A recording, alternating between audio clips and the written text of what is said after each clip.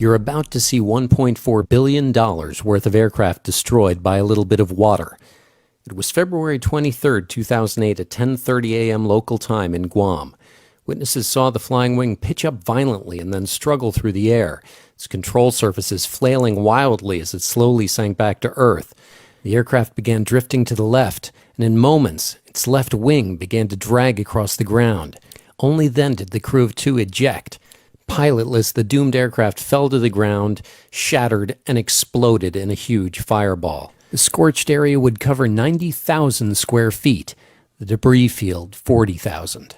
The B-2 Spirit bomber had come to Guam as part of the Missouri-based 509th Bomb Wing. The spectacular accident marked the very first loss of a B-2 Spirit bomber in roughly 75,000 hours of flying. The first B-2 was publicly displayed on November 22, 1988. It's a multi-role bomber capable of delivering both conventional and nuclear munitions. A dramatic leap forward in technology, its capability to penetrate air defenses and threaten effective retaliation provide what the United States Air Force calls a strong, effective deterrent. The revolutionary blending of low observable technologies with high aerodynamic efficiency and large payload gives the B-2 important advantages over existing bombers. The aircraft's typical takeoff weight is 336,500 pounds, can carry a payload of 40,000 pounds of weapons, and has an unrefueled range of approximately 6,000 nautical miles.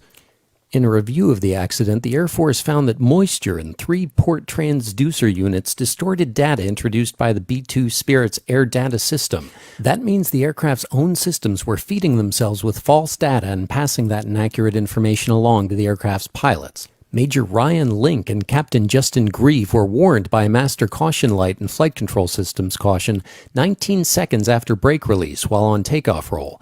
They observed air data faults, but those faults resolved themselves within 6 seconds and the caution was rescinded at approximately 120 knots indicated. But the airspeed numbers were wrong. When the pilots thought they had 158 knots, they actually had 124. With false airspeed readings and a faulty system that was exaggerating their control inputs, the pilots never stood a chance. The left wing impacted the ground just as the crew ejected. In the end, the Air Force's report on the incident suggests that the entire accident could have been avoided. Prior to the flight, the aircraft's own systems had prompted the crew to perform an air data calibration. Certain maintenance crews knew that moisture in the system could cause errors during that process, and they knew that application of pitot heat or heat to the static and ram air data system prior to calibration could resolve the issue. But that technique had not been relayed to this bomber crew, and you've just witnessed the result.